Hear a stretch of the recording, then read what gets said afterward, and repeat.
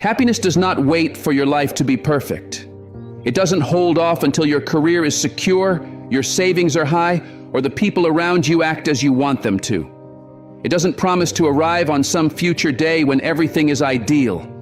If you keep living with the belief that when this happens, then I'll be happy, you're only delaying the chance to live fully right now. Many believe that by controlling circumstances, removing all problems, or reaching certain goals, happiness will follow. But that's an illusion, because life is always changing. Those who tie their joy to external stability will eventually be disappointed. There are days when everything seems fine, yet you still feel empty, and there are chaotic days when you somehow feel at peace. That's because happiness isn't just a reaction to life's events, but a reflection of how you think, choose, and see the world. Happiness doesn't require perfection. It simply asks that you are present and show up for the moment as it is. When you stop chasing an impossible standard, you start seeing the real beauty in small, simple things happening around you. You can't force yourself to feel joy if you're caught in inner conflict, but you can choose actions, thoughts, and responses that bring you closer to peace. Happiness is not random. It is a skill that can be learned and strengthened, just like a muscle. It grows through daily habits, through the way you talk to yourself, and the mindset you practice. Studies even show that a large part of happiness comes from lifestyle and attitude, not circumstances. You don't need a perfect life to feel fulfilled, but you do need the right mental tools and the discipline to use them every day. We often expect happiness to be loud and dramatic, like laughter or big achievements, but it's usually quiet. It's found in a slow morning with a warm drink, in finishing a task you've put off, or in noticing sunlight through leaves. These moments don't explode with joy, but they build up over time, creating a steady foundation within you. People say to live life to the fullest, but living fully isn't about doing huge things. It's about giving your whole attention and heart to the small ones. When you stop chasing big, flashy happiness and start appreciating the subtle rhythm of daily life, you realize it was never missing, only overlooked under layers of expectations. You don't need to fake strength or force a smile. You only need to stop letting negative thoughts rule your mind. By shifting your focus, you can turn an ordinary day into something meaningful, not because the world has changed, but because you see it differently. Two people can face the same challenge, but one complains while the other is grateful. One blames while the other learns. One hides while the other faces it. And their experiences are completely different. The difference is not in what happens, but in how they move through it. You can't control everything outside of you, but you can shape how you respond. Happiness grows in that small space between what happens and how you choose to react. You don't need to wait for perfection to enjoy life, because life will never be perfect. Every moment carries its own quiet beauty if you're awake enough to notice. Happiness is not a prize for the winner, but the companion of the one who knows how to live. It's not a destination, but part of the path itself. If each day you choose one positive action, one open perspective, or one silent moment to truly hear yourself, you are already living in happiness, no matter where you are in life. So don't ask, how can I be happy? Instead, ask, how did I live today? Happiness is not hiding in the future. It breathes in the way you move through each moment. If you want to live fully, begin with the simplest act. Choose again how you see, how you think, and how you respond, from the first light of morning to the final quiet before sleep. Happiness is not luck falling from the sky. It comes from you, from the choices you make again and again. It is less about circumstances or genetics and more about the daily habits that shape your mind. Studies show that only a small part of happiness, about 10%, comes from things like money, success, or luck. Around half is genetic, a set emotional tendency. But the remaining 40% is yours to shape every day through your thoughts, actions, and mental patterns. This is not just comforting, it is empowering. If you can influence nearly half of your emotional life, why surrender that power to chance or to other people? We spend hours planning careers, saving money, and fixing appearances, yet we often leave our inner state to chance. We wait for someone to make us smile or for life to be kind before we allow joy, and when it doesn't happen, we blame the world. But the truth is, happiness doesn't belong to the world. It belongs to you, in the things you repeat deliberately. Each small act, each way you start the day, each word you speak in silence to yourself is shaping the tone of your entire life. Emotions are not accidents. They grow from a system of habits. If you react with anger or fear again and again, your brain will learn to live in that pattern. But if you practice gratitude, patience, and perspective, you begin to rewrite the pathways of your mind. This is not just philosophy, it's neuroplasticity, the brain's ability to change itself through repetition. One person may wake up scrolling through their phone, feeling left out and unsettled, while another opens their eyes and simply says, "Thank you for another morning." One may rage at traffic, while another turns the moment into a small ritual of listening to music or reflecting. These tiny differences, repeated day after day, create entirely different lives, not because of luck, but because of habit. If you want to feel different, stop waiting for feelings to arrive on their own. Change the patterns you repeat. Every action sends a quiet message to your brain. This is who I choose to be. And your brain, loyal to your repetition, will build you into what you practice most. Happy people aren't always cheerful or endlessly optimistic. They simply do more of the things that keep them grounded, grateful, and connected. These things can be trained. Start with small habits that carry weight. Write 3 things you're grateful for at night. Spend 10 minutes in the morning without touching your phone. Respond with kindness instead of reflex. Walk instead of complain. Over time, these small acts soften the mind and open a new way of living. Real change does not come from one big moment of effort, but from the tiny, quiet moments when no one is watching. You don't need a perfect plan. Just pick one small action and do it with intention. Each time you act like the person you want to become, you move closer to becoming that person. And here is the beautiful secret. Your brain doesn't distinguish between what you already are and what you are practicing to be. It simply records what you repeat. You can choose to stay asleep in old patterns, old reactions, and old fears. Or you can interrupt them with a single mindful choice, a new way of seeing, a different question. Every day is a chance to rewrite yourself, and no one can do it but you. Happiness, like any lasting treasure, is not built from wishes or dreams. It is built from what you choose to repeat. If you ask how to be happier, begin with a better question.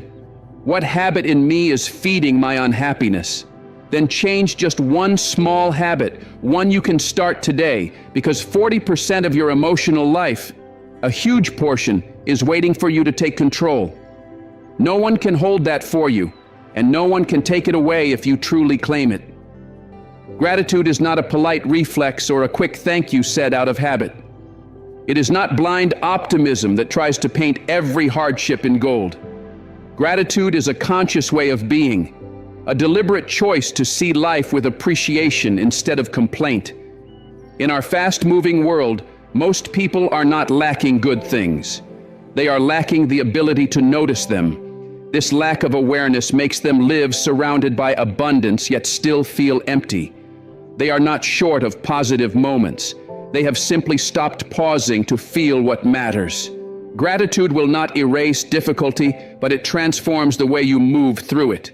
You can't avoid challenges, but you can focus on what still holds meaning, even when everything else feels broken. Being grateful does not mean denying pain. It means refusing to let pain define your entire reality. Negative emotions may rise, but gratitude pulls you back to your center, reminding you that no matter what happens, there is always something worth holding on to. A warm cup of tea, sunlight on your face, the sound of birds, a kind glance, a quiet morning. These simple things are easy to overlook, yet they are what keep us grounded when life spins too fast. Gratitude does not require big reasons. It only asks that you slow down enough to notice the small ones. When you practice gratitude, you do more than lift your mood. You reshape your nervous system. Science shows that people who practice gratitude daily have lower stress hormones, better sleep, stronger resilience, and a brighter outlook on life. Not because their lives are perfect, but because they have trained their minds to see differently. They don't search for complaints. They search for reasons to be thankful, and so they find them. Your perception is not absolute truth. It is a reflection of where your attention goes. Gratitude is how you train that attention. Many say, "I'll be grateful when things improve." But the truth is, things begin to improve the moment you practice gratitude. It's not that life changes overnight, but you do.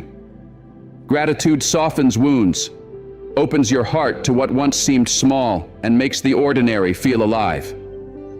A grateful person isn't free from hardship. They simply refuse to let hardship overshadow everything else.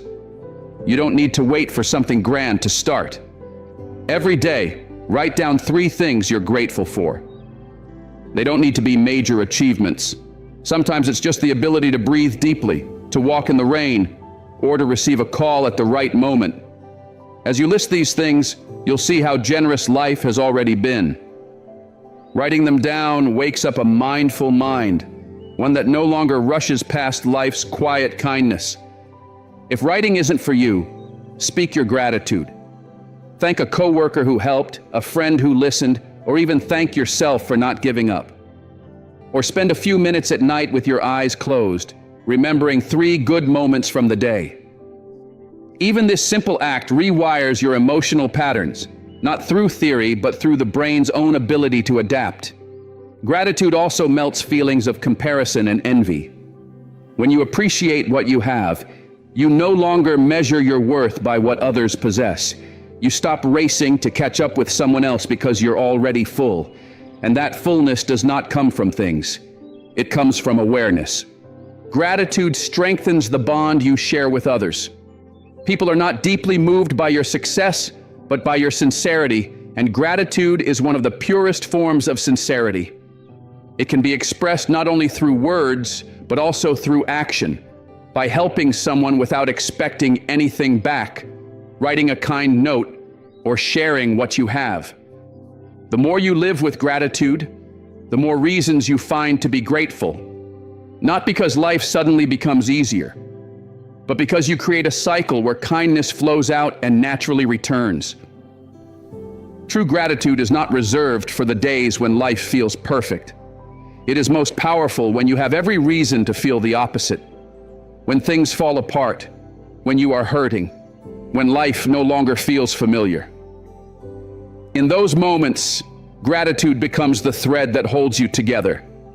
It doesn't erase pain, but it prevents pain from erasing you.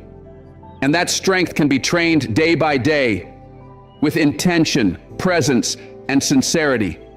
Happiness is not a prize for those who succeed the most. It is the result of those who choose to live with gratitude. Change does not always require grand effort. Sometimes it is the small actions, repeated daily, that create the deepest transformation. Gratitude journaling is one such action. It takes little time and almost no energy, yet it can completely shift the way you see the world and yourself. In a world full of noise and constant rush, the simple act of sitting down each day to write what you are grateful for is a way to reclaim your mind. It is not a shallow exercise, but a tool that rewires your awareness. It stops you from obsessing over what's missing and helps you notice what is already here.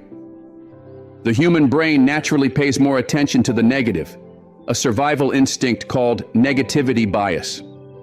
One harsh word can overshadow 100 kind ones. One bad moment can blur an entire day of good. While this instinct once kept us safe, in modern life it quietly robs us of contentment. Gratitude journaling helps rebalance this by dimming the weight of sorrow and sharpening the clarity of joy. All it takes is writing 3 things you are grateful for each day. They don't need to be big or impressive. In fact, the smaller, the better. A comforting meal, a deep night's rest, a thoughtful message, or the way the sky glows in the evening. Writing them down makes your mind pause, reframe, and focus on what is enough instead of what is lacking. With repetition, this habit reshapes your inner world so it is no longer controlled by outside chaos. Something shifts when gratitude becomes a daily ritual. It's not just about feeling good while writing, it's about training your awareness to notice more of life's quiet beauty throughout the day. You become softer toward the world, more present, more open to the small wonders that were always there. This practice is especially powerful when life feels heavy or unclear, when loss makes meaning hard to find. In those moments, the simple act of writing even one thing that still warms your heart is a declaration of inner strength. You don't need anything fancy, a plain notebook, a pen that feels comfortable, and a few quiet minutes each day are enough. If writing by hand doesn't suit you, type it on your phone. What matters is not the method, but the consistency. Each time you write, you pause, realign, and remind yourself, I am still here. I still see goodness, and that is enough. Some people ask, what do I even have to be grateful for? But that very question shows where the shift needs to happen. It's not that life is empty of things to appreciate, it's that you've grown used to seeing only the flaws. When you commit to writing down 3 things each day, even if it feels unnatural at first, something begins to change. Within weeks, you become more observant, more emotionally aware, and kinder to yourself. Soon, you won't have to search for things to write. They'll naturally appear throughout your day. Gratitude journaling also gives you an emotional timeline. When hard days come, you can look back through old pages and see moments that once made you feel joy, warmth, or peace, even in small ways. If it happened before, it can happen again. You didn't lose it. You just forgot how to notice. Writing helps bring order to your emotions. It turns vague, tangled feelings into clear words, helping you take charge of what you feel instead of being carried away by it. It's like sitting with your emotions, acknowledging them, and then gently letting them go with gratitude. Whether it's happiness or sorrow, journaling becomes a daily act of mental self-care, no different from brushing your teeth or eating a meal. You don't write to look good. You write to protect your inner world from fading into numbness. With time, your heart becomes softer, more responsive, more open to life. The big changes never come from one giant leap, but from small, intentional acts repeated every day. Gratitude journaling, though quiet and simple, is one of the most powerful habits to restore joy from within. Each time you pick up the pen, you're saying to life, I see you and I choose to appreciate you. And life, as it always does, will answer with more than you imagined. Gratitude is not meant to stay silent. When you let it flow outward, through words, small actions, and genuine presence, you amplify not only your own happiness, but also the happiness of those around you. Real joy is not a private state. It's a current that grows stronger the more it's shared. Gratitude is the source that awakens this current in human connection. Feeling grateful inside is a gentle spark, but when you express it, through a thank you, a kind gesture, or a moment of recognition, it turns into energy that spreads. You not only make someone feel seen, but you also help them feel grateful for their own life. Gratitude heals both the giver and the receiver. It creates a space of shared meaning where both people feel their presence matters. A simple thank you, a warm glance, or a small act of kindness can be all someone needs on an ordinary day. When you pause to tell a loved one you're grateful for their support, when you message an old friend to remind them of how they helped you, or when you return kindness with a quiet gesture, you're planting seeds of trust and connection that last. Gratitude is also a language, and like all languages, it must be spoken often to feel natural. Start with small, sincere thank yous. Thank the server for their smile, your coworker for a helpful action, your partner for their patience on a rough day. When it comes from sincerity, a thank you is more valuable than any gift because it says, I see you, I value you, you matter. Shared gratitude transforms spaces. A family that expresses appreciation becomes warmer. A team that practices it becomes stronger. A community where people freely say thank you becomes more human. Happiness, then, is no longer just personal. It becomes a shared fabric, weaving connection and kindness into everyday life. Science shows that people who regularly express gratitude build better relationships, are more liked, and experience less conflict. Gratitude softens defenses, increases sincerity, and creates a sense of belonging. You don't need grand gestures to shift the energy around you. Just one small act of genuine appreciation can start a ripple effect of positivity that reaches others without effort. Sharing gratitude also pulls you out of self-centeredness and opens your heart to the world. When you recognize someone's effort, sacrifice, or kindness, you are practicing humility, a quality that strengthens your humanity. It reminds you that you are not walking through life alone, that many people, even strangers, have quietly shaped your path. And by feeling grateful for them, even if they never know it, you are repairing the invisible threads of connection that so easily fray in the rush of modern life.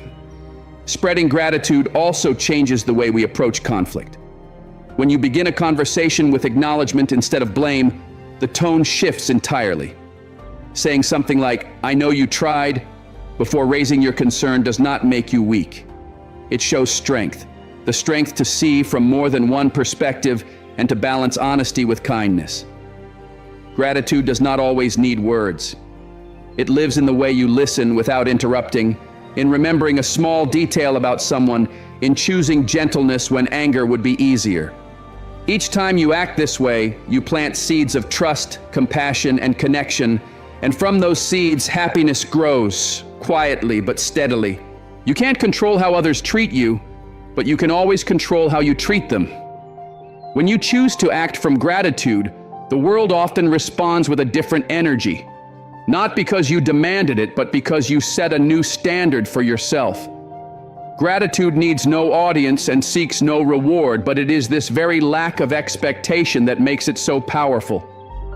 You don't give thanks to receive something back. You give thanks because it's the person you choose to be. From that choice, happiness begins to grow, not from distant dreams, but from simple, sincere connections. We were not born to be separate. No one is meant to live as an island. From our biology to our nervous system, from brain patterns to the deepest emotions of the heart, we are built to connect. The need to belong, to be heard, to be seen. These are not shallow desires, but fundamental human needs. No lasting happiness can exist in isolation.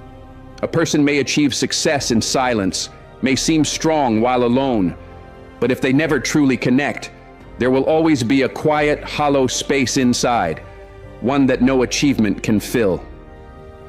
Loneliness is not just a feeling. Science has shown it has physical consequences. It weakens the immune system, increases depression, and affects the very parts of the brain tied to motivation and bonding. Humans don't just want connection, they need it. As surely as plants need sunlight or hearts need rhythm. You need people who can see and reflect your truest self, not to validate you, but to remind you that you are part of something larger. A family, a friendship, a community, even a fleeting but real moment of understanding with another soul. The irony of modern life is that despite countless ways to communicate, social media, texts, emails, we are more disconnected than ever. We talk constantly, but rarely listen. We interact endlessly, but rarely feel present. This fragile illusion of connection has left many feeling drained and lonely. True happiness cannot grow if you remain trapped in your own mind, circling unspoken thoughts with no echo of empathy from another human being. Let's talk about connection. You don't need hundreds of relationships to feel whole. One deep bond, one true friend, one person who listens without judgment is enough. Sometimes a single moment of real conversation, a glance full of understanding, or an unspoken hug can quiet the emptiness you thought no one could see. But to receive this, you must dare to open up. You can't connect if you hide behind a mask. No one can reach you if you keep your distance out of pride or fear. True connection starts when you choose honesty, when you say you're tired, that you need someone, that you're not okay but trying to be. This kind of unpolished truth is what draws people closer, because deep down, everyone longs for the same thing: a place to belong, someone they can trust, a relationship where they don't have to be strong all the time. You can begin with small actions. Call a friend you haven't spoken to in a while. Ask someone how they are and mean it. Listen to a family member without rushing to speak. These little gestures weave back the threads that daily life often unravels. Through these connections, you begin to feel the flow of life again, something that cannot exist in isolation. No one is strong enough to go through everything alone. True strength is admitting that you need connection without shame. The happiest people are not those who close off their hearts. They are the ones who open them, who build and nurture relationships with sincerity, because they know happiness does not come from avoiding vulnerability, but from trusting wisely. If you've been hurt before, it doesn't mean every connection is unsafe. A wound doesn't heal by hiding. It heals when you dare to try again, this time with more awareness and self-respect. Learn to choose the right people, to set healthy boundaries, and to love yourself enough not to trade your peace for toxic bonds. When you allow space for real connections to enter your life, you create a safe place for others to come closer to. Happiness then stops being something you must carry alone. It becomes a shared journey of laughter, support, and warm moments that remind you you don't have to face it all by yourself.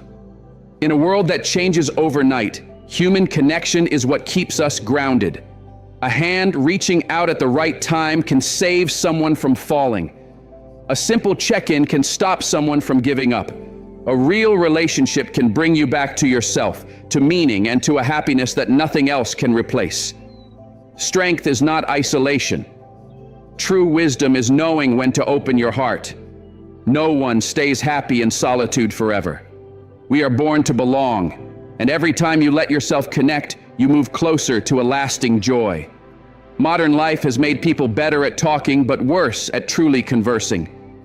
We exchange information, reply to messages, update statuses, but we rarely sit face to face, look into someone's eyes, and speak from the heart. In a world this noisy, a sincere conversation has become rare. Yet one honest, timely conversation can pull someone back from feeling invisible. It can reignite a light they thought was gone. It can soothe a soul breaking in silence. The power of a real conversation lies not in how many words are spoken, but in the presence behind them.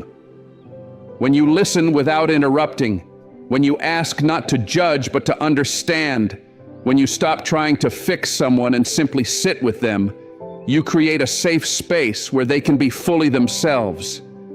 That feeling of safety is where trust grows, where wounds are acknowledged, where healing begins. A real conversation is not a debate or a competition. It is a space where two people dare to show their truth, unfiltered and real. And when both put down their armor, what emerges is not just a moment of closeness, but a connection deep enough to heal even old, quiet pains. Sometimes what stays with someone is not what you said, but how it felt to be truly heard. In this world, the rarest treasure is not money or opportunity. It is the full, undivided attention of another human being. When you set your phone aside, look someone in the eye, and truly listen with your heart, you give them the greatest gift, your presence. In that moment, the conversation rises beyond words and touches the soul. A sincere conversation awakens awareness. When you speak honestly about what you feel, you begin by being honest with yourself. And when you hear someone share their story, you see a world beyond your own. You not only understand them better, but also begin to understand yourself more deeply. Conversation, when real, is no longer just interaction. It becomes a form of inner growth, where both people leave the moment a little wiser. Lasting happiness cannot exist in isolation, and it cannot grow in shallow relationships. It needs a foundation, And that foundation is built through conversations where you don't have to impress, pretend, or hide. You don't need to be perfect to be loved. You only need to be real and patient enough to hold space for others to be real too. There are people who carry silent pain for years because no one ever asked the right question. There are those who don't know they're lost until they speak and hear the truth in their own voice. The right conversation with the right person at the right time can change everything. Not because it solves every problem, but because it opens a door in the mind where someone finally allows themselves to feel, to heal, to change. You don't have to be a therapist to have a healing conversation. You just need sincerity, care, and the courage to talk about what truly matters. In a world full of illusions, the one who speaks with honesty becomes the one who can be trusted. Sometimes, all it takes is one truthful sentence to make someone realize they are not alone. If you want real happiness, don't invest only in goals, achievements, or knowledge. Invest in genuine conversations. It's in these moments that you learn to understand others, to understand yourself, and to remember that life was never meant to be walked alone. Each person you listen to with your heart becomes part of the story you help enrich. And each time someone listens to you with sincerity, you take a step closer to your true self. Don't wait until everything falls apart to start talking. Don't wait until someone is gone to wish you had listened. Life gives no guarantee for relationships, but it gives you a chance each day to ask, to share, to speak honestly, and to build connections that nothing else can replace. Happiness stops being abstract when you choose to speak truthfully, listen fully, and live authentically. Whether you're an introvert who loves solitude or an extrovert who thrives in crowds, you cannot be truly happy without a circle of positive connection. No one grows strong in a toxic environment, and no one is independent enough not to need people who support and inspire them. The real question is not about personality, but about who you allow into your inner world, who you let stay long enough to shape how you think, how you live, and how you face life. A positive circle is not a wide network of shallow ties. It is a small, intentional ecosystem where each person's presence brings trust, wisdom, encouragement, or peace. One person might help you see yourself more clearly. Another might give you courage when you doubt. And sometimes just one person who listens and believes in you is enough to change the path of your life. Introverts are often misunderstood as not needing connection. In truth, they crave deep, meaningful bonds more than most. They don't want endless small talk, but they long for conversations that matter. They may not enjoy crowds, but they hold tightly to those they trust. For introverts, a positive circle doesn't have to be large. It just needs to be right. A few people who respect silence, understand personal space, and never demand them to be someone they're not are enough. Extroverts, though naturally skilled at making friends and being social, often find themselves surrounded by shallow connections, circles built on laughter, activity, and surface-level fun. They may know many people yet still feel unseen or misunderstood. That's why extroverts, like anyone else, need to filter their relationships, seeking those who remain steady, not just in good times, but when life becomes difficult. A positive circle is never about the number of friends you have. It's about the energy they bring into your life. To build that circle, you must have the courage to choose wisely. You cannot keep people close who dismiss your dreams, question your every effort, or constantly spread negativity and still expect to feel happy.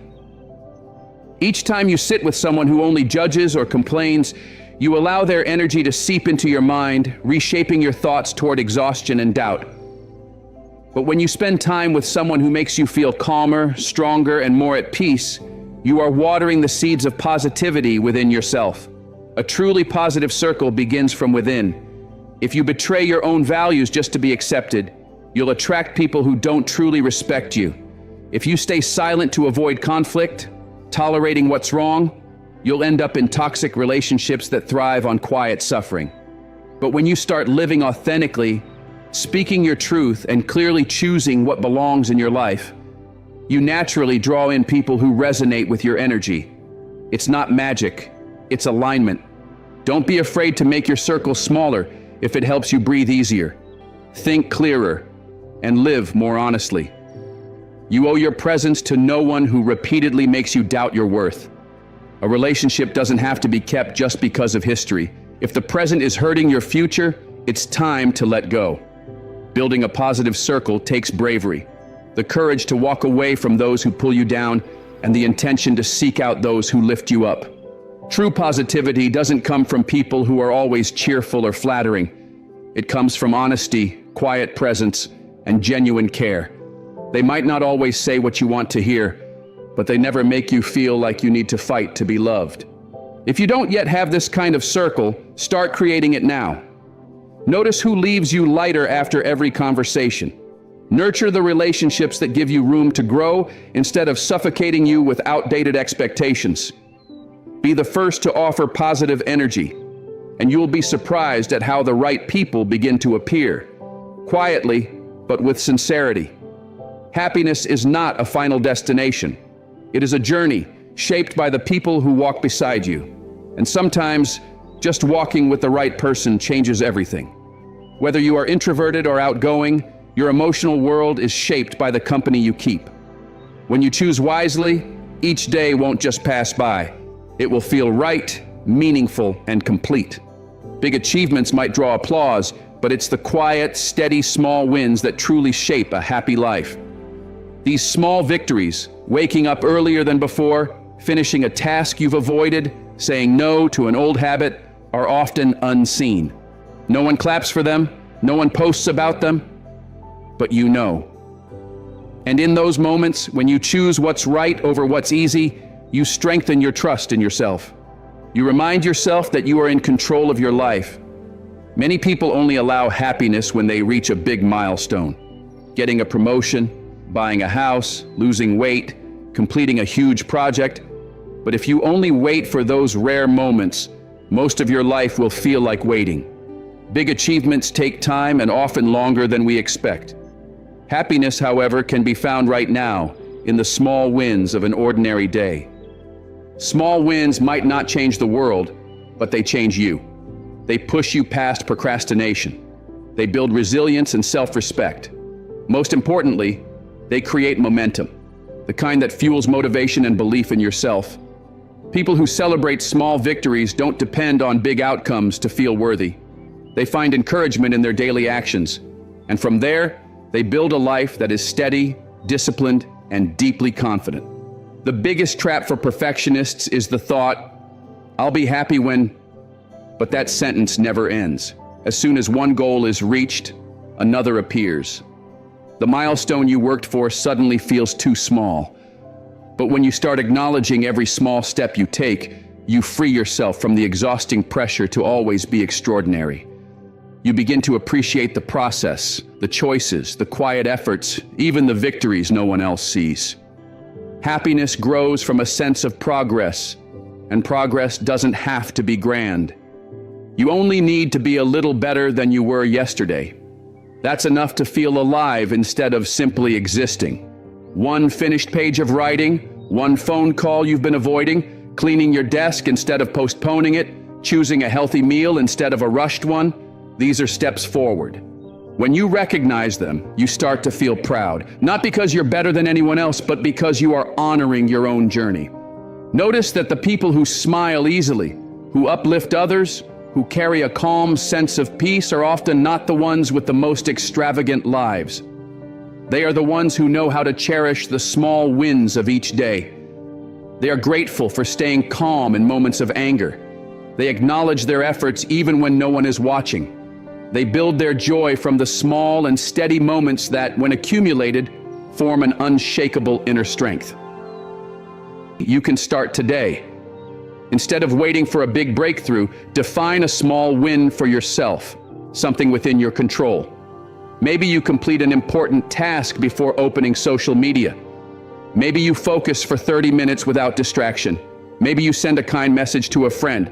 And when you do it, don't dismiss it as nothing. Acknowledge it. Appreciate it. These small moments are the building blocks of something greater. You don't need to do something extraordinary to feel worthy. You just need to keep doing what's right day after day. Small wins accumulate into big changes. Confidence doesn't come from short bursts of success, but from the steady habit of not giving up on the little things. One day, when you look back, you'll be amazed by how far you've come. Not because the journey was fast or flashy, but because it was real and meaningful. Happiness doesn't wait at the finish line. It is present in every mindful step you take. Small wins remind you that you're still growing, still moving forward, still taking ownership of your life. No outside validation is needed. Only the quiet knowing that today you've overcome a little part of yourself. Every small action you repeat is a brick you place to build the foundation of your life. It's not the big, dramatic moments, but the small, consistent choices that shape who you are. Just as a wall stands firm because of countless patient bricks, a person becomes strong by choosing persistence over quitting, focus over distraction, patience over impulsive reactions. And each time you choose laziness, procrastination, or excuses, you remove a brick, weakening the structure you are trying to build. People don't fall apart from a single crisis. They fall because they never built a strong enough inner foundation to withstand the storm. Life will never promise constant peace. But if you construct your inner world with discipline, integrity, and intentional habits, you will stand firm when challenges come. Not because you are better than others, but because you've made yourself reliable to yourself. Small actions may go unnoticed by others, but you know them. You know if you read those extra pages, if you finished your task, or if you gave in to distraction. These choices won't make you a genius overnight, but they are quiet promises to your subconscious that you take your life seriously, that you live by principles, not fleeting moods. And the subconscious, like a loyal machine, will respond by reinforcing your strength in your thoughts, emotions, and reactions. Each small action forms a neural pathway. Each pathway gradually builds your inner operating system. And that system shapes how you decide, how you handle pressure, how you manage emotions, and how you define what truly matters in your life. Small actions are never meaningless. They are the building blocks of character. You don't need endless theories to change your life. You just need a few simple habits done every day with steady, unwavering consistency. People often ask, how do I stay grounded when negativity, criticism, or unexpected problems arise? The answer isn't found in controlling the world around you. It's found in how much control you can build within yourself. The person who strengthens their mind each day with deliberate actions, a 20-minute walk, 10 minutes of meditation, writing down 3 things they are grateful for, or simply keeping a promise to themselves, becomes unshakable. Not because they lack feelings, but because they've built a stable core that can handle life's storms. We often overestimate inspiration and underestimate habit. Inspiration is the spark, but habit is the fuel. Without habit, inspiration fades as soon as the wind shifts. But if you gather small sticks of effort each day, you build a fire that lasts. A fire strong enough to outlast the fleeting moods of motivation. That endurance is what separates those who only dream from those who truly transform. You don't need recognition for your daily efforts. You don't have to prove to anyone that you are trying. Every small, consistent, purposeful action becomes a quiet part of who you are. One day, when people describe you as disciplined, calm, or reliable, you'll know it's not a compliment. It's simply the reflection of hundreds of days when you chose the right thing while no one was watching. Never underestimate the power of the small. One misplaced brick can make a wall unstable. One repeated negative action can create a habit that drags you away from your true self. But when you place each brick with care, adjust each behavior, and take small right actions, you create a foundation that nothing can break. Stability is not a feeling. It is the result of countless small actions, choices you make consistently, without anyone forcing you, without anyone needing to notice. If you feel unsteady today, don't wait for something big to save you. Return to the small things you can do now. That is where you'll find control, stability, and inner strength. A person may lose direction, but they are never truly lost as long as they keep even one small positive habit alive. That single habit is proof that the fire inside is still burning, and each day you choose one right action, you place another brick on the path toward an unshakable mind. Emotions are energy, and energy cannot simply vanish, it must be transformed. If you hold sadness for too long without releasing it, your body becomes heavy with tension. It shows up in your breath, your sleep, your heartbeat, and even in your thoughts. You cannot think clearly when your body is locked in negativity. You cannot find peace when your mind never rests. Movement is one of the oldest and most natural forms of healing. You don't need to be an athlete or run marathons. You simply need to move, walk, stretch, breathe deeply under sunlight. Let your body rotate and flow. Each motion is a signal to your nervous system. I am here. I am alive. I can shift my state. As your body moves, your emotions begin to flow again. But movement alone is not enough. If you move without awareness, burying yourself in tasks or workouts just to escape feelings, you are only distracting yourself, not healing. That's why movement must be paired with mindfulness. Mindfulness is the art of being fully present in each breath, each step, each simple action. When you walk and know that you are walking, when you inhale and feel your breath, when you wash dishes or cook a meal with full presence, these daily tasks stop being chores and become moments of healing. The combination of movement and mindfulness is like a perfect duet. Movement is the body's flow. Mindfulness is the mind's clarity. Together they bring you back to the present, pulling you away from regrets of the past and worries of the future. You are here, you are living, and in this presence you find the true anchor that keeps you steady through any storm. Science shows that even light movement, walking, stretching, yoga, or simply standing up every hour and a half can lower stress, improve sleep, and speed up mental recovery. When paired with mindfulness, movement doesn't just calm your body, it reconnects you with yourself. You stop running from emotions and begin listening to them. You stop forcing your mind and start gently guiding it. Mindfulness doesn't require you to be a meditation master. It only asks that you be fully present in what you're doing, instead of letting your mind scatter into 1,000 thoughts. When you eat, just eat. When you listen to music, truly listen. When you walk, feel the ground beneath your feet. These simple moments help your mind settle, your heartbeat slow, and a quiet space open inside you. A space with no panic, no judgment, only presence. When life feels chaotic, most people try to control the situation. But what truly needs control is not the circumstance, it's your inner response. And that control is built by training your body and mind to reconnect, not through force, but through intentional movement with awareness. When you feel overwhelmed, don't tense up or force fake positivity. Instead, stand up, step outside, and walk slowly in silence. Don't analyze or try to solve anything. Let your body lead. Often, just a few minutes of mindful movement can bring a fresh perspective, not because the problem has changed, but because your fear has turned into clarity. Happiness isn't the absence of challenges, it's your ability to stay steady when things don't go as planned. That steadiness isn't built by reading books or collecting advice, it's built by action, by creating daily moments where you consciously return to your breath, your body, and the life flowing within you. Strength comes not from forcing, but from the soft, flexible power of presence. You don't need long meditation sessions or intense workouts. You just need to promise yourself at least 10 mindful minutes each day, moving, breathing, being fully aware. Keep that promise, and slowly you'll notice changes you can't quite name. You'll become calmer, more present, more alive in the way you think, love, and live.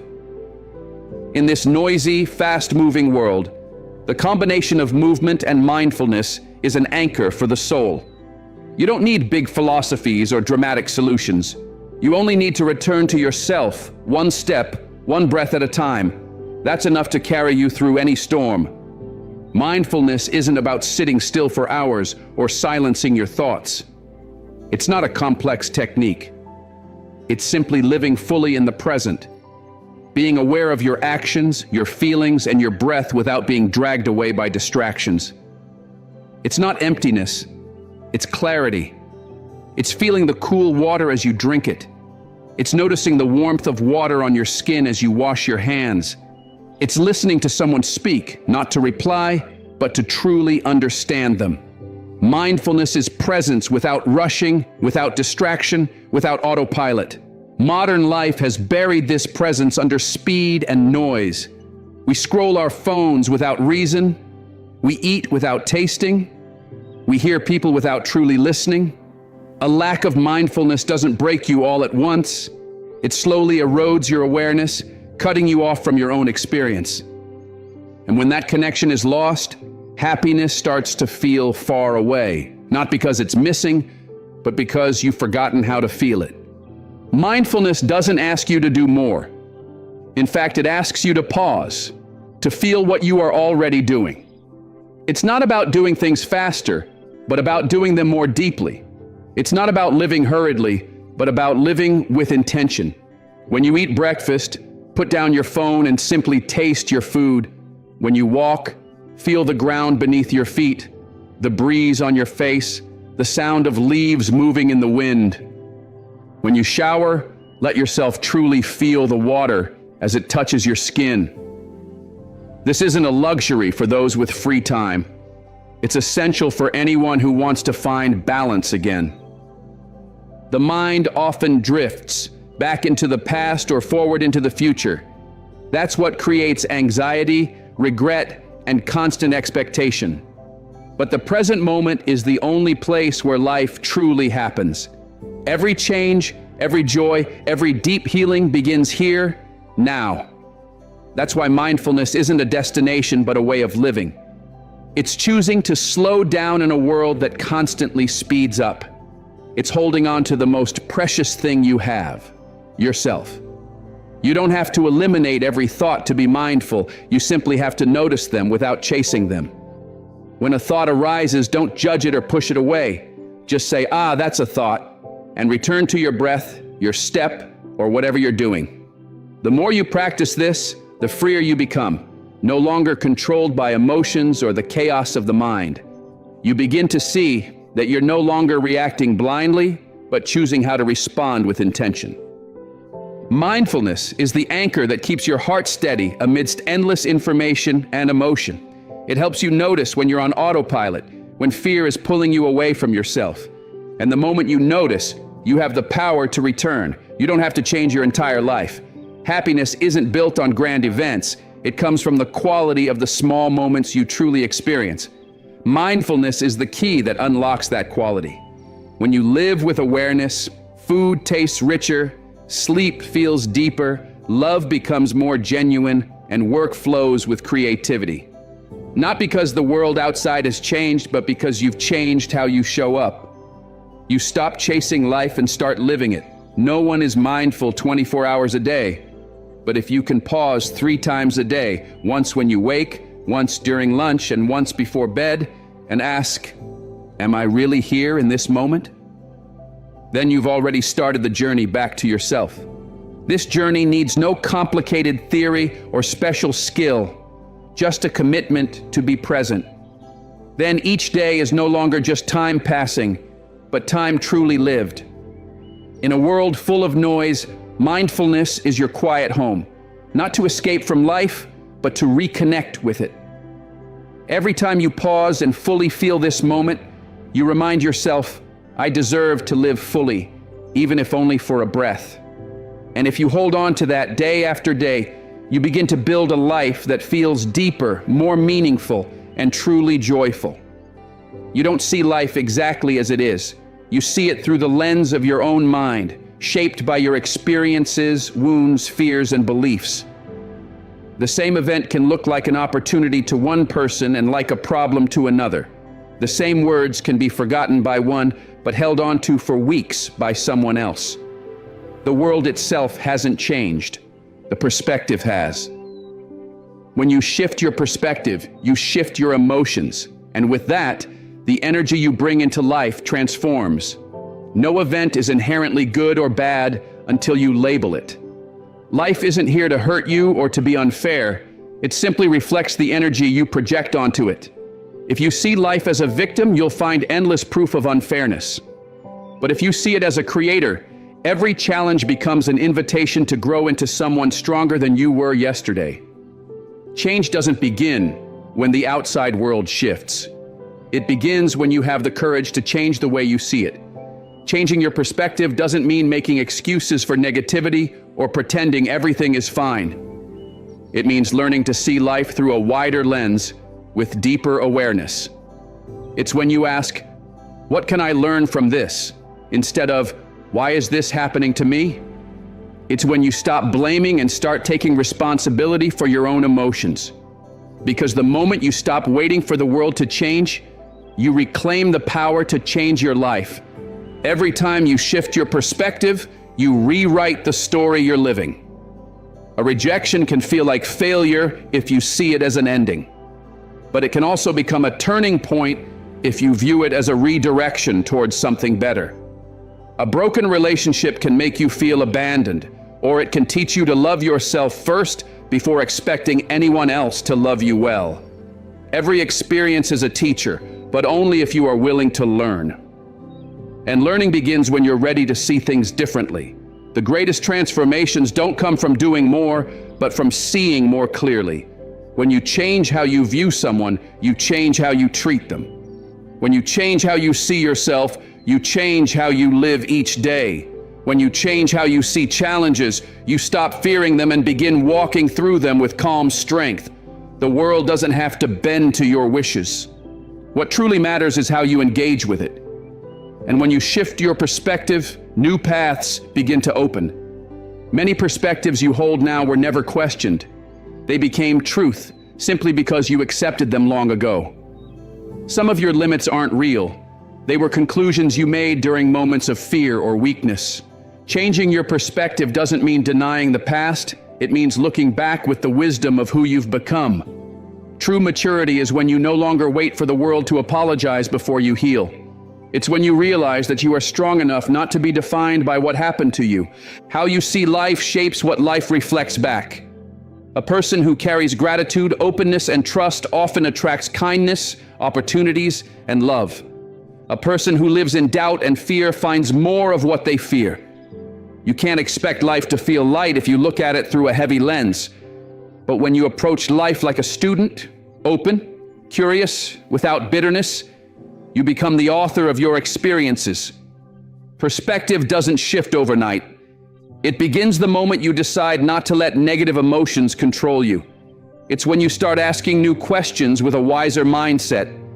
It's when you stop saying, "I can't," and replace it with, "I'm learning how."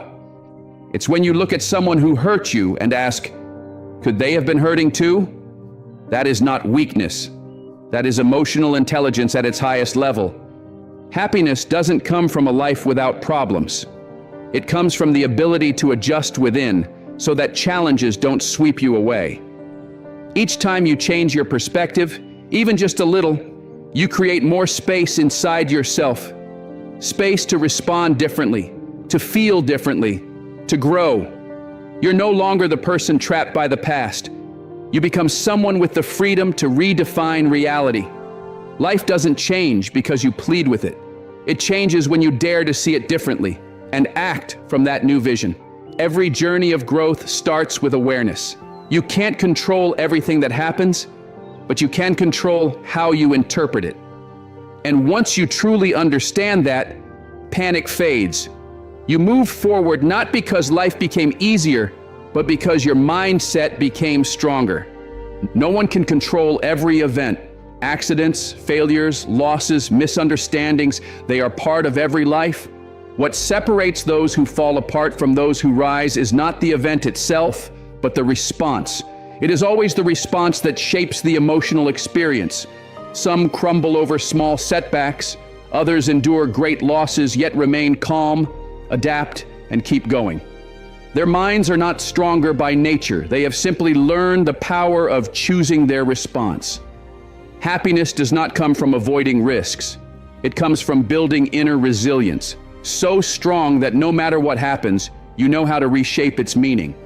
You cannot choose every event, but you can always choose the meaning you give it. And it is from that meaning that your emotions and ultimately your life are born. A criticism can feel like an insult if you let pride take over, but it can also become a guide if you set ego aside and see it with maturity. The end of a relationship can bring pain if you cling to it, but it can also bring freedom if you see it as a necessary step to move forward.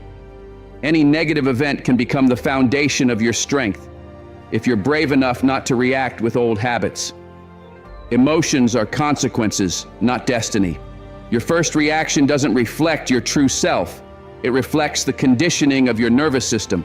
But your second reaction, the moment you pause, breathe, and choose your response, that is when you take back control. From that point on, you're no longer living on autopilot, but with awareness.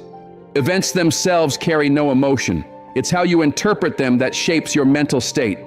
If you don't learn to manage that, you'll spend your life being pushed and pulled by other people's actions, opinions, and moods. You become a victim not because life is cruel, but because you've never stopped to ask, can I respond differently? That question, simple yet powerful, is the starting point of inner freedom and happiness. No one forces you to be angry at an insult, anxious in uncertainty, or sad when you fail. You've simply been conditioned to react that way. But every reaction can be retrained if you practice the power of choice.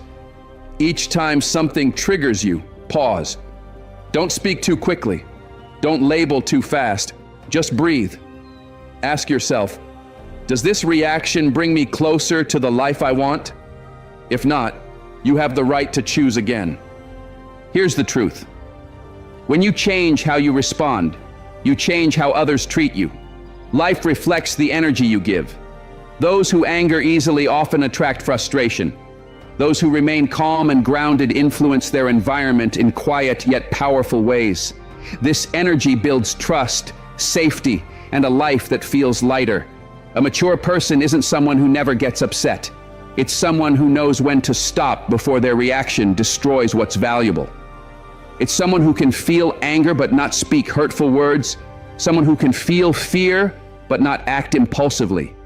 It's someone who can sit in the storm and still hold a calm center. And that stillness is where true strength is born. Happiness isn't found in perfect days or perfect circumstances. It lives in your ability to stay steady through imperfect ones.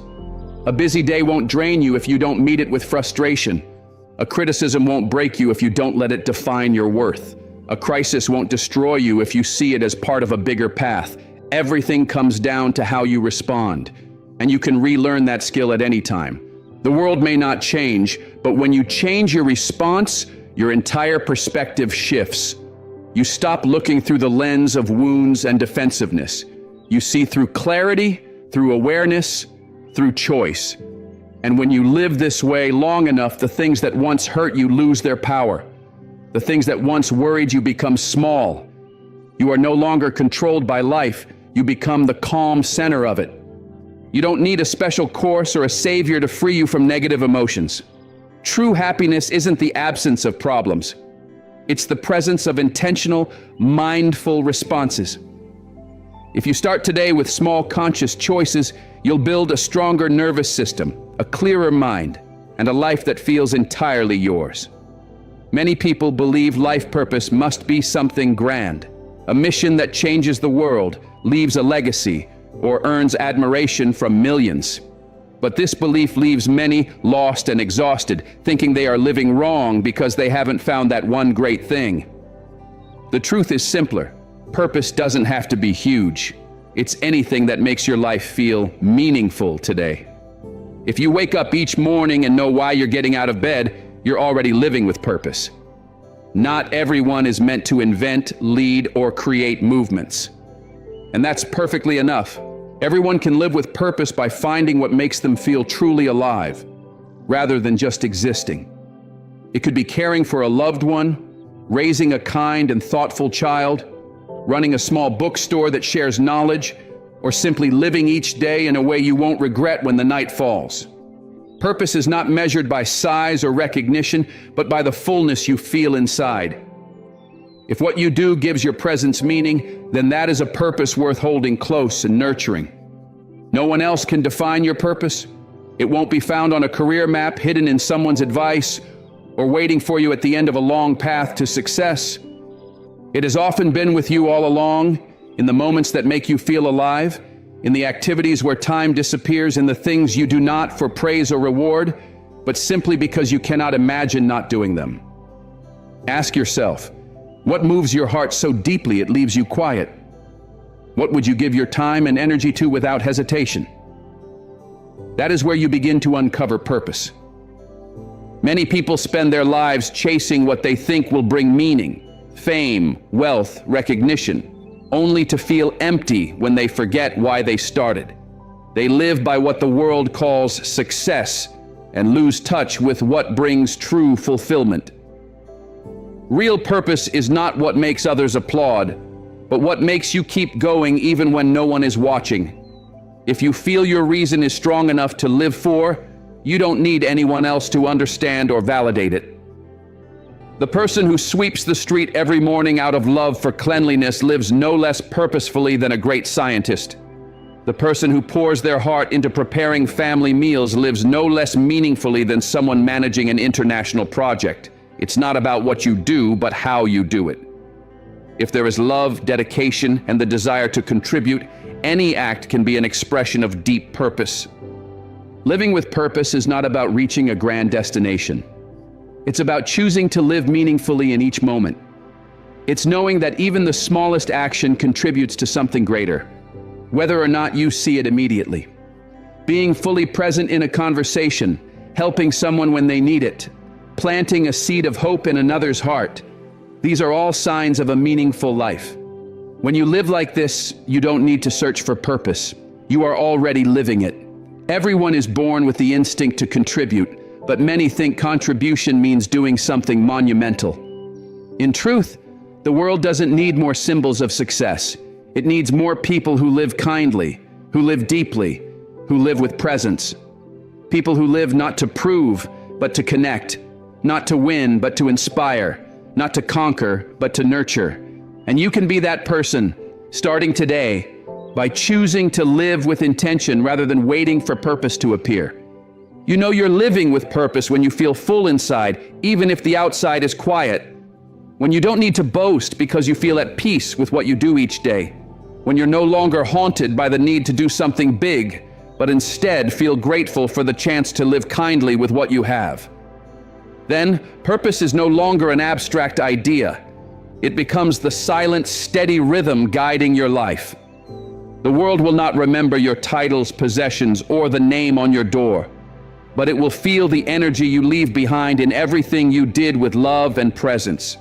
If you live like this every day, even if you're never celebrated, you'll leave a mark that cannot be erased. You will have lived with purpose, not because it was grand, but because it was real and meaningful. Many people feel lost, not because they have nothing, but because they believe that unless they achieve something extraordinary, what they do doesn't matter. But this belief slowly erodes their sense of worth. Purpose isn't waiting at the end of the road. It's present in every choice you make today. It's in doing the right thing even when no one sees it. It's in the depth and attention you bring to even the smallest act. A thoughtful message, patience with someone struggling, or giving someone your full attention. All of these carry profound purpose when done with sincerity. Too many people spend their lives waiting for the big moment when they will start living with purpose. But the truth is, every small decision today is already part of the larger picture of a purposeful life. When you ignore the small details, you let the true essence of purpose slip away. Because any act, no matter how simple, when done with care and love, becomes sacred. A person who listens with an open heart, without judgment, does something far more powerful than any grand speech. Someone who cleans a corner of their home out of deep respect for their space is already living a philosophy worth admiring. Purpose doesn't need to be written like a mission statement. It needs to be breathed into your daily actions. Wise people don't wait for the perfect time, more money, or ideal circumstances to live meaningfully. They begin with what's closest, with what's here today. They know that if you keep waiting for a special occasion to be kind, to devote yourself, to live with intention, you're letting life slip by, leaving behind only delays and regrets. The way you greet your mornings, the way you respond to small challenges, the way you act when no one is watching, this is the true measure of your purpose. What isn't repeated in small actions will never be strong enough to last in big ones. You don't need a stage or applause. You need intention, clear, quiet, and steady. When you choose to treat a stranger kindly, when you resolve a misunderstanding instead of ignoring it, when you finish a task simply because you promised yourself you would, you are saying, I live for the process, not just the outcome. And step by step, this process shapes a life of deep meaning. Every act you do, even if unseen, is a quiet declaration. I live for a reason. Once you understand this, you stop needing validation from the outside. You stop seeing your life as unremarkable because you've recognized the value hidden in each moment. And when you truly see it, you can turn even the simplest moment into part of your purpose. Think of a potter at the wheel. They don't rush to create something grand. They simply shape each curve with care, adjust each detail, and stay patient with every turn. It's that attention, that presence, that makes the work beautiful. Not because the vase itself is extraordinary, but because their heart is present in every touch of clay. Your life is the same. You are your own craftsman. You don't need to create a masterpiece overnight. You only need steady hands and presence in every small action. Time will take care of the rest. Many people write long and inspiring life purpose statements, yet live their days far removed from them. Purpose doesn't need to be written. It needs to be lived. You don't have to say, I will help the world. You only need to help one person in one moment with one sincere act. Do this every day, and you're already on the right path. Not the path the world expects of you, but the path that aligns with your own values. If you feel lost, stop searching in distant places. Look closer. Ask yourself, what can I do today? Something small, something kind, something done with care. Make a space cleaner. Make someone feel valued. Give a task your full attention. The moment you act on this, you stop searching for purpose. You are living it. And the miracle is this: the more small right things you do, the more naturally you are guided toward bigger, deeper things without force. There is no waste in a life lived with awareness. No action is too small when done with pure intention and presence. If you can live like this, you won't need to ask, what is my purpose? You will see it in every breath you don't waste, in every relationship you honor, in every decision you make with heart. You won't need a destination to feel that you're on the right path, because each step will already prove it. No one can walk far if every step is heavy with self-condemnation. No one can truly feel joy if their mind is filled with constant self-criticism. What destroys inner peace is not the outside world, but the harsh voice inside your own head, the voice that whispers cruel words every time you make a mistake, fall behind, or fail to meet expectations. Many believe that self-blame leads to growth, but real, lasting growth never comes from shame or punishment. True change begins with kindness toward yourself. You can aim high, you can hold yourself to great standards, but if every time you fall short you choose self-hatred, you're not growing. You're digging a hole so deep that even you won't want to live inside it.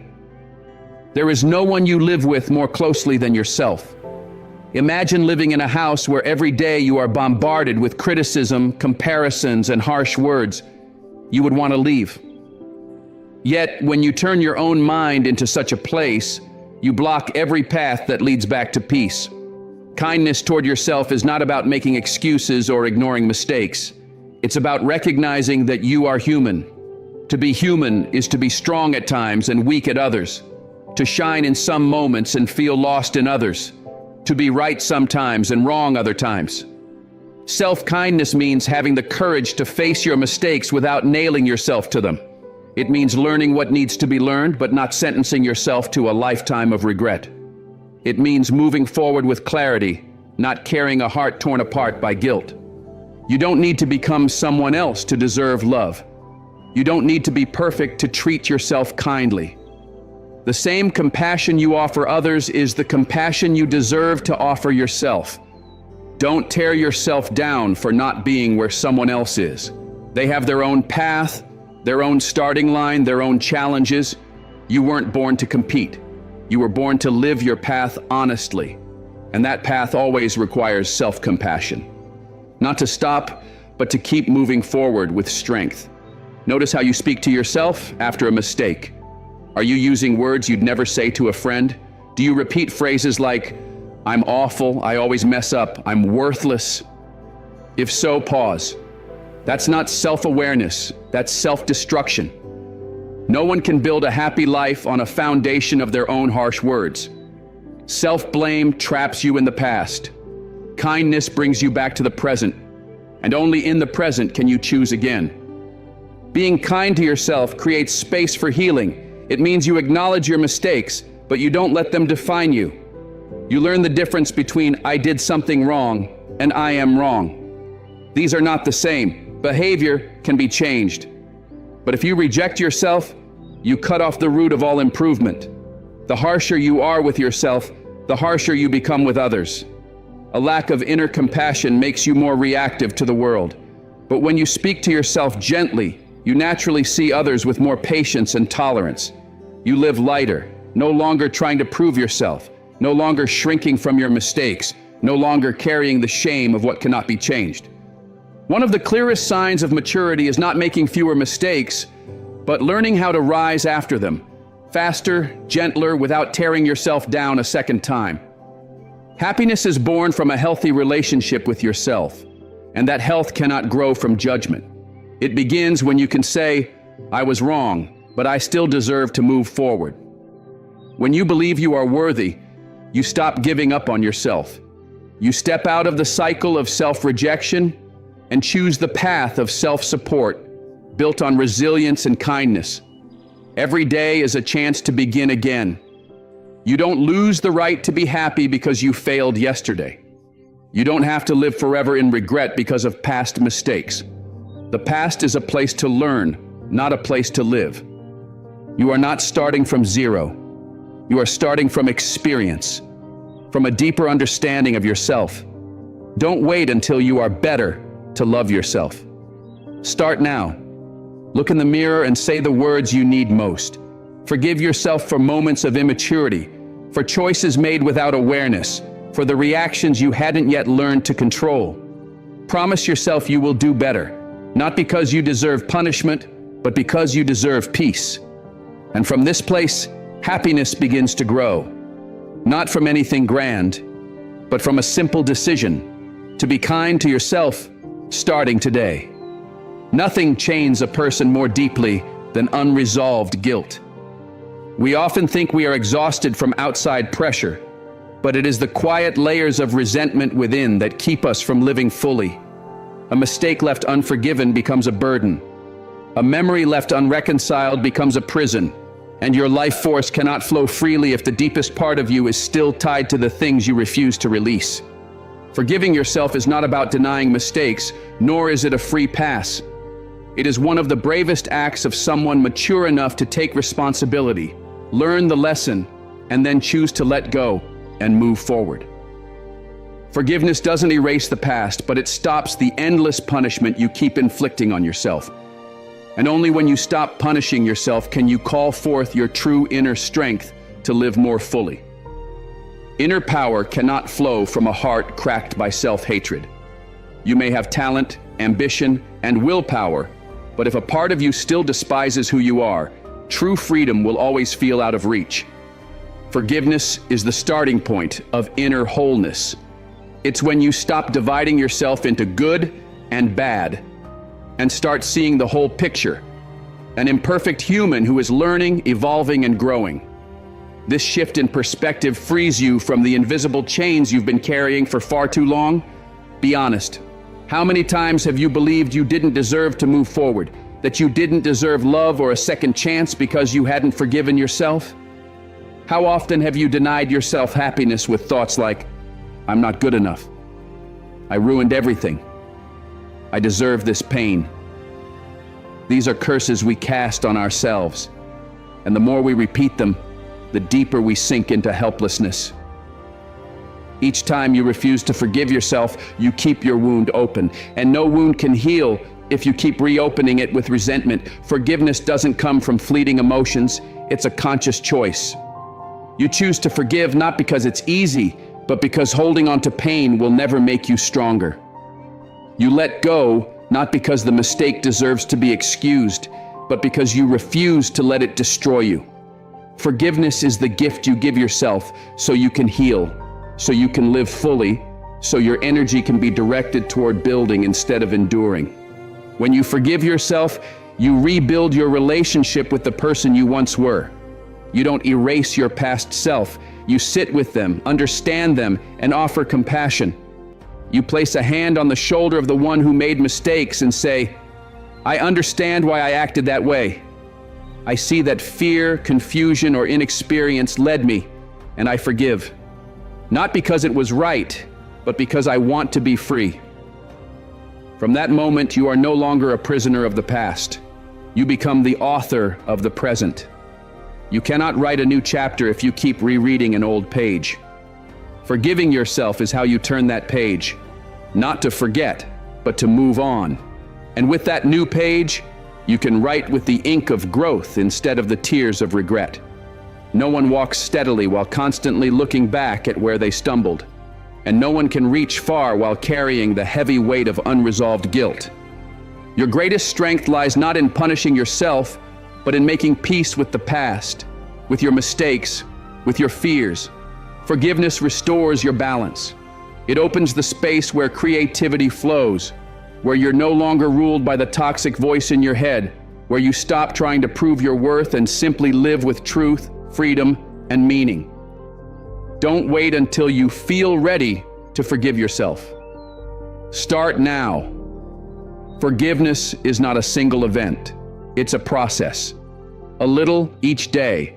Each time you choose to speak to yourself with more kindness, each time you refuse to replay the old story and decide to write a new one. Each moment you take a deep breath instead of self-blame, each time you choose to move forward instead of looking back. The more you forgive yourself, the more you're able to lift others, because you understand that pain is real, falling is real, but so is the power to rise. No one can take that from you unless you give it away. Forgiveness doesn't need anyone's permission. It only requires courage, the courage to say, no matter what has happened, I still choose to love myself enough to live with dignity. When you do this, you'll realize your inner power was never gone. It was only hidden beneath guilt. And forgiveness is the key that unlocks the gate that leads you back to yourself, whole, strong, and free. Some wounds cannot be healed by overthinking or understanding every why. They can only be healed by release. The more you obsess over why someone hurt you, why an event happened, why the past can't be changed, the more you trap yourself in a cycle of pain. Not every wound needs a full explanation. Some pains don't need answers. They need your courage to let go. Letting go does not mean giving up, nor does it mean you no longer care. It simply means you recognize what no longer serves your peace or growth. It's a quiet wisdom when you tell yourself, I've carried this long enough. Now I choose to set it down so I can move forward. In that moment, you lose nothing. Instead, you reclaim a part of your freedom that had been trapped in the past. We often mistake holding on for strength, but sometimes it is the grip itself that makes us bleed. A clenched fist held too long grows numb. An emotion held too long freezes the heart. The more you cling to what's already gone, the more you drain the life from the present. No one can fully live today while carrying the broken pieces of yesterday. There will be stories that end without an apology. People will leave without explanation. Dreams will crumble, not because of fault or failure, but simply because life moves in ways we cannot control. When that happens, you have two choices: to keep carrying the heavy question of why, or to accept that not every ending is clear and still choose peace. Letting go is an inner act. It doesn't require an announcement, just a quiet decision. to stop letting the past shape the present, to stop replaying the same old story, to stop waiting for something that will never return.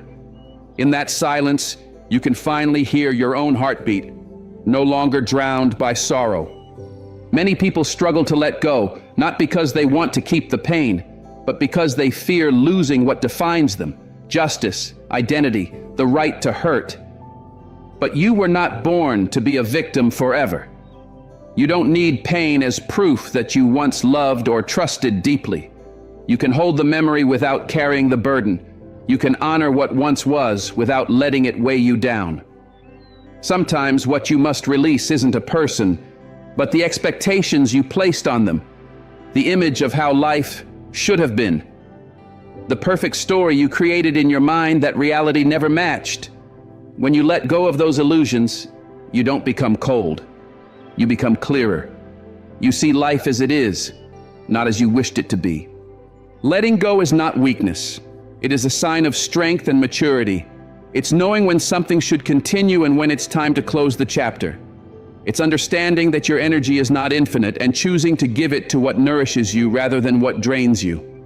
True wisdom is realizing that not all pain deserves to live inside you.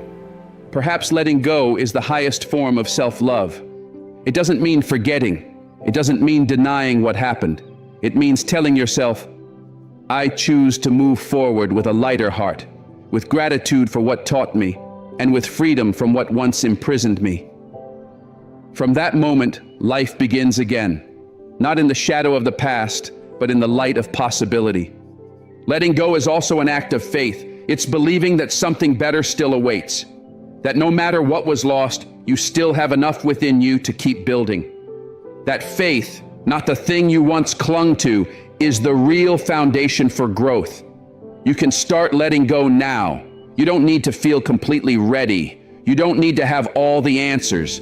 Just one small decision, a loosening of the grip, a single deep breath, a willingness to release what no longer feeds your soul. Because peace isn't found in holding on to everything, but in knowing what to keep and what to release. If happiness were a fleeting moment, like a shooting star, the world would be filled with people who had once been happy, but are now forever miserable. True happiness isn't luck, nor is it a perfect alignment of events. Deep and lasting happiness is the result of cultivated habits. It's not something you wait for. It's something you train for. Not a random gift, but a reward of discipline and intention. The happiest people are not those who face the fewest struggles. They are those who have built the strongest mental habits. Happy people don't wish for a life without challenges. Instead, they build positive reflexes that help them move through challenges with calmness and clarity. Each morning, they don't simply wait to see what good might happen. They create it through small, intentional acts. Sipping warm water, writing down a thought or two, walking in silence, or sending a kind message. These simple practices, repeated over the years, form a steady foundation for joy that no storm can easily shake. You can have success, wealth, or recognition, and still feel empty if you lack the habits that nourish happiness from within. You can have countless reasons to smile, yet feel heavy if your mind is trained to respond with doubt, criticism, or complaint. On the other hand, someone walking through difficulties can still carry light if they return to the practices that feed the heart: gratitude, presence, mindful awareness, compassionate speech, and positive thinking. Happiness does not depend on the shape of your circumstances. It depends on how you choose to respond to them each day. Every small action you repeat builds your inner state. Each time you smile instead of frown, you rewire your mind toward hope. Each time you practice gratitude instead of resentment, you train yourself to see abundance rather than lack. Each time you listen with patience instead of reacting impulsively, you strengthen the habit of understanding. True happiness is not born from grand moments, but from thousands of small choices, repeated until they become natural. Building habits of happiness doesn't mean changing your life overnight. It begins with the smallest decisions made consistently. A person who exercises each morning doesn't do it because they have extra time, but because they know health is the foundation of positive energy. A person who puts away their phone in the evening doesn't do so because they have no obligations, but because they know stillness fuels inner peace. A person who hugs their loved one isn't waiting for a special occasion. They know appreciation must be shown while it's still possible. These habits are neither costly nor complex, yet when repeated, they make you so rooted in joy that no setback can easily break you. Those who lack happiness habits will always chase external things to fill the emptiness within. They need praise to feel joy, money to feel secure, love to feel worthy. But those who have cultivated inner strength through daily habits are different. They generate their own sense of fullness, independent of anyone's approval. This inner independence makes them radiant, magnetic, and resilient. You don't need complex philosophies to build happiness habits. You only need honesty. Ask yourself, what actions bring me peace? What words give me clarity? Which people make me feel authentic? Which places bring me back to the present? Once you know the answers, turn them into your daily rituals. One day you'll realize you've become happy, not because of a big event or achievement, but because of the small choices you repeat with intention. Don't ask, when will I finally be happy? Instead, ask, what habits am I repeating that make me suffer? And which new habits can I adopt that will nourish me? Happiness begins the moment you recognize that you are responsible for the emotions you create. The journey doesn't start with waiting for the perfect moment. It starts with one small habit today. No one is free from hardship. No one lives without stumbling. But there is one quality that separates those who collapse from those who rise, and that is resilience. When the world turns its back, when every door closes, when you find yourself lost and alone, resilience becomes the silent shield that keeps you whole. Resilience is not coldness or denial. It is flexible strength, the ability to face pain and failure without letting them define you. Resilient people do not hide from reality. They accept it, learn from it, adapt, and keep moving, not with noise or complaints, but with quiet determination. Today's world praises quick success, but often forgets the power of endurance. Yet endurance is what builds true foundations. You might start slower than others, stumble more, or fail more often. But if you refuse to give up, if you know how to heal and keep moving, you are building an inner strength no title or recognition could ever match. Resilience is not born in the light. It is forged in darkness. No lesson teaches you how to rise better than the moments when you've fallen hard. No theory can make you stronger than real-life experiences. Those times when you lost almost everything, yet refused to lose yourself. Each challenge you overcome adds another invisible layer of armor, a quiet strength that shields you from future storms. This is not numbness. It is clarity, depth, and wisdom gained through pain. Resilient people are not afraid of failure. What they fear is staying trapped in the feeling of failure. They know that life moves in cycles. Night gives way to dawn. Winter gives way to growth. They don't measure their worth by what happens to them, but by how they respond. Each choice, in thought, in language, in action, builds a mindset that remains unshaken, no matter how chaotic the outside world becomes. Resilience doesn't mean acting strong all the time. True strength lies in daring to be vulnerable when needed, to cry when pain is heavy, to rest when exhaustion comes, to ask for help when the burden is too much, and then to return, steadier and more grounded than before.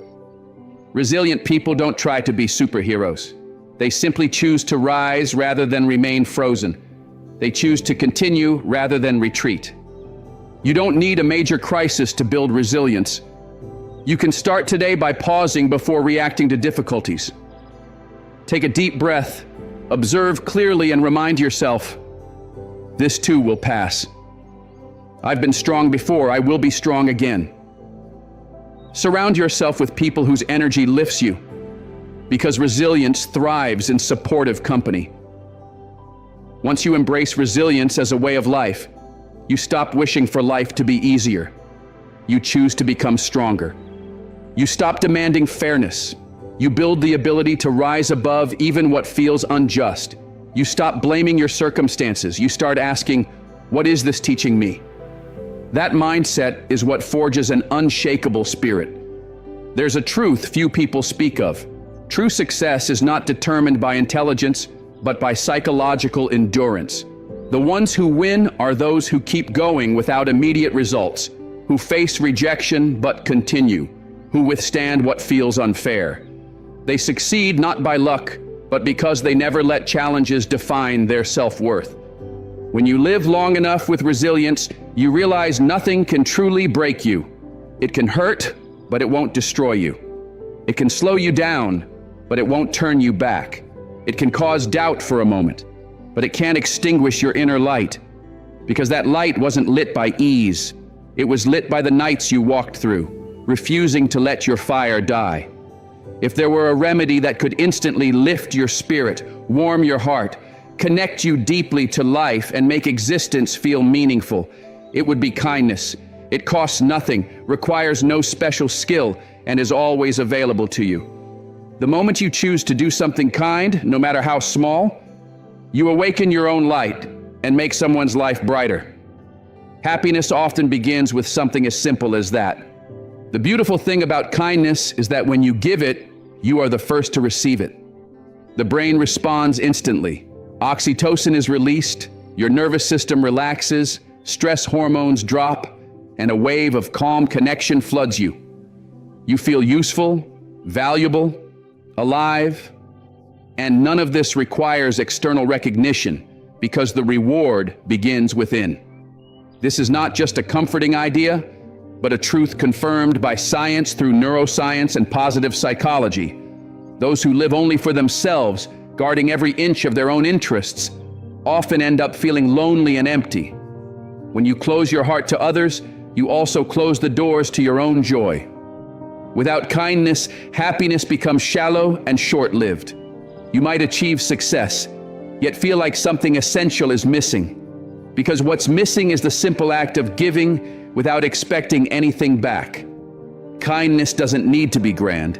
Sometimes it's just a warm glance, a genuine compliment, a timely "how are you?" or a small gesture that lightens someone's burden. These seemingly small acts, when practiced often, create a field of positive energy around you.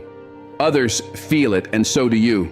Kindness doesn't just create ripples in society. It builds a living ecosystem that nourishes you from within. Many people mistake kindness for weakness. They fear it will make them vulnerable, easy to use, or looked down on. But that is a misunderstanding. True kindness is not naive.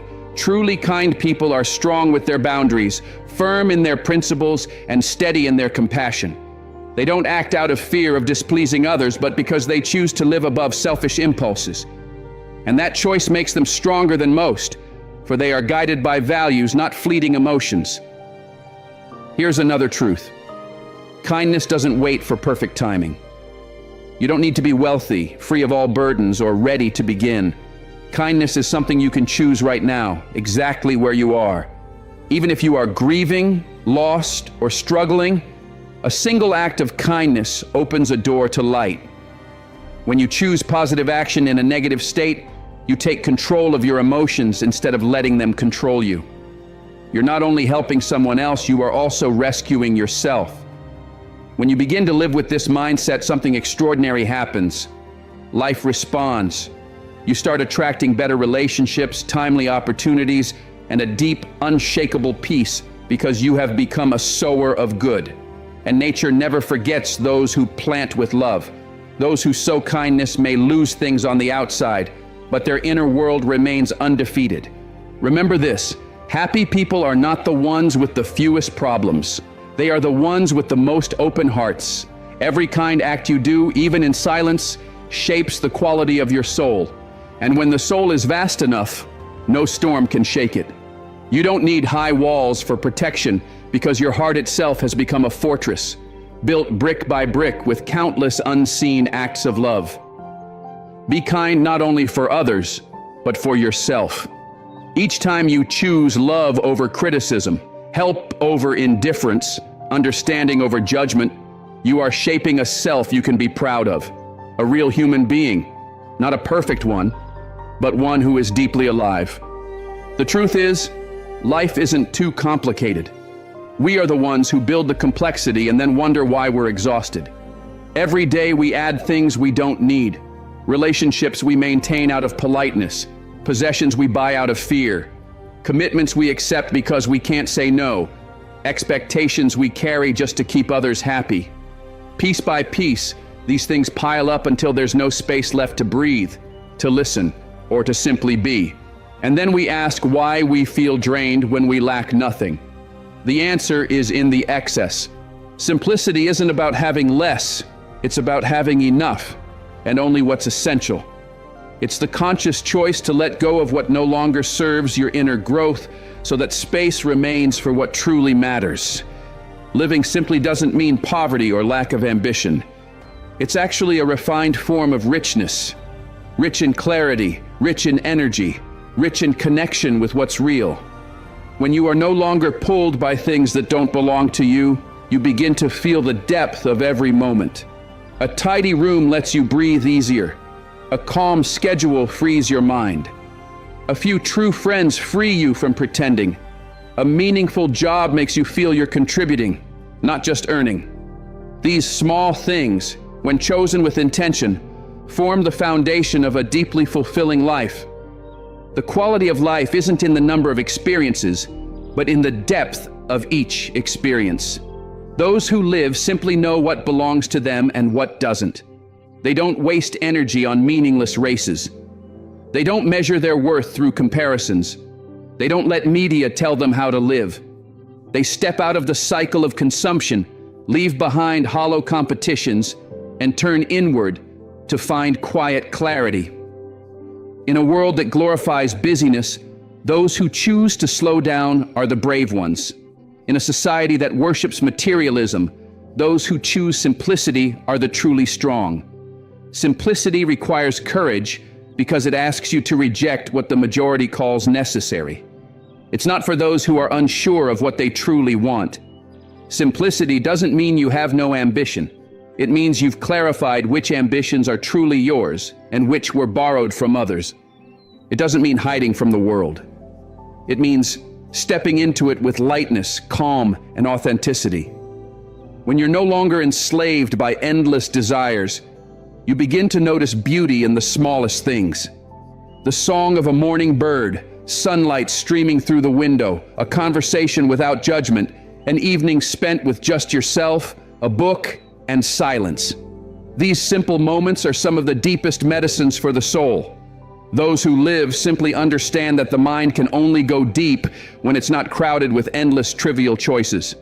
They know how to pause, how to cut out the unnecessary, how to say no, and how to give their time only to what truly matters.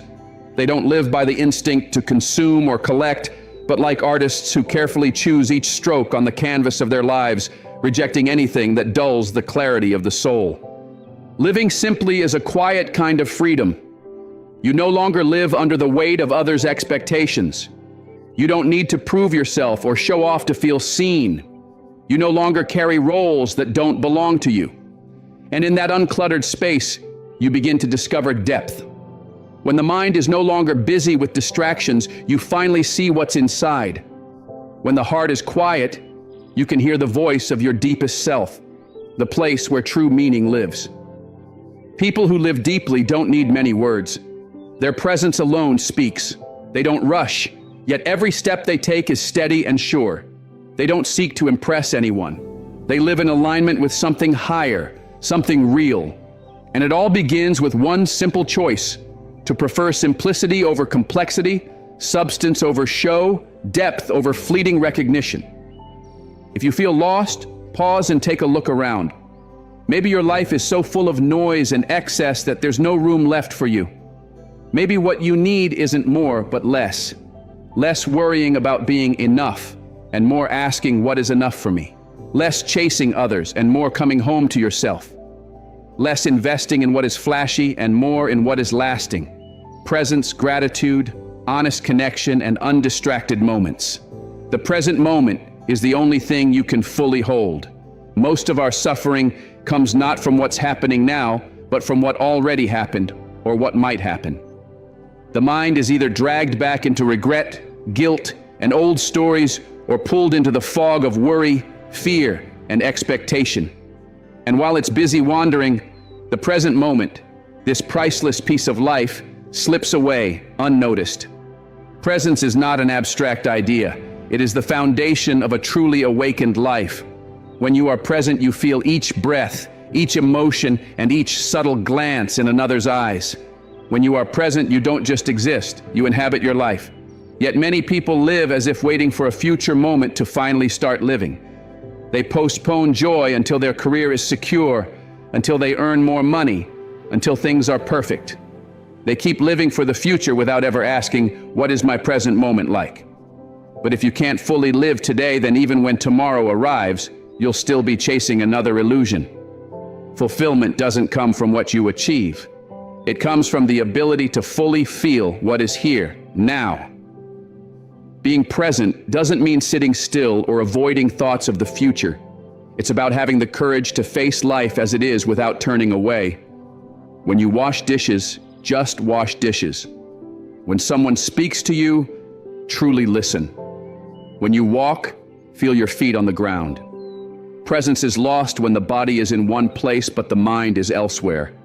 A parent hugging their child while thinking of deadlines, a friend talking while their eyes stay glued to a screen, that's when life feels disconnected, thin, and without meaning. Those who practice presence live slowly but surely. They may not speak much or do many things, but everything they do has weight and value. They don't let emotions rule them. They observe their minds like watching the sky, sometimes bright, sometimes stormy, but always knowing they are not the weather. They are the vast sky beyond it. Presence is what allows them to stop living as victims and instead become creators of their own life experience. You don't need to wait for meditation or silence to practice presence. It begins in the smallest daily actions. When you eat, chew slowly and taste fully.